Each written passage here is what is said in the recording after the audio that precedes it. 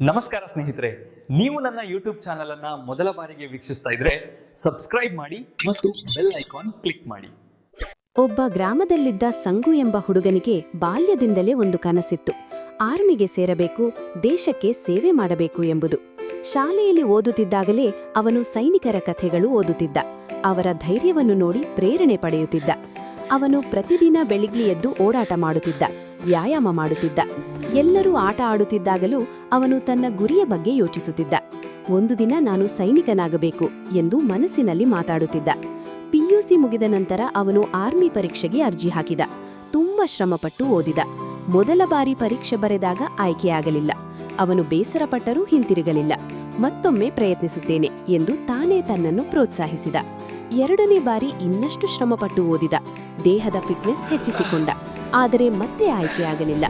ಈ ಬಾರಿ ಅವನು ತುಂಬಾ ನೋವಾಯಿತು. ನನ್ನ ಕನಸು ಸಾಕಾರವಾಗೋದಿಲ್ಲವೇ ಎಂದು ಕಣ್ಣೀರಿಟ್ಟ. ಆದರೂ ಜೀವನ ಅಲ್ಲೇ ನಿಂತಿಲ್ಲ.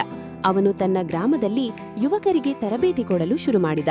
ಓಟ, ವ್ಯಾಯಾಮ, ಶಿಸ್ತು, ದೇಶಭಕ್ತಿ. ಅವನು ಹೇಳುತ್ತಿದ್ದ, ನಾನು ಆರ್ಮಿಗೆ ಸೇರಲಿಲ್ಲ, ಆದರೆ ನೀವು ಸೇರಬೇಕು. ನಿಮ್ಮಲ್ಲಿ ಯಾರಾದರೂ ಸೇರಿದ್ದರೆ ಅದೇ ನನ್ನ ಗೆಲುವು.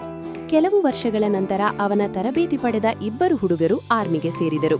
ಅವರು ಯೂನಿಫಾರ್ಮ್ ಹಾಕಿಕೊಂಡು ಗ್ರಾಮಕ್ಕೆ ಬಂದಾಗ ಅರುಣ್ ಕಣ್ಣಲ್ಲಿ ಸಂತೋಷದ ಕಣ್ಣೀರು ತುಂಬಿತು. ಅವನು ಆರ್ಮಿ ಆಗಲಿಲ್ಲ, ಆದರೆ ದೇಶಕ್ಕೆ ಸೇವೆ ಮಾಡಿದ ಮನಸ್ಸು ಅವನಲ್ಲಿತ್ತು. ಕೆಲವೊಮ್ಮೆ ನಾವು ಕನಸನ್ನು ತಲುಪದೇ ಇರಬಹುದು, ಆದರೆ ಅದೇ ಕನಸಿನಿಂದ ಇತರರನ್ನು ತಲುಪಿಸುವುದು ಕೂಡ ದೊಡ್ಡ ಸಾಧನೆ.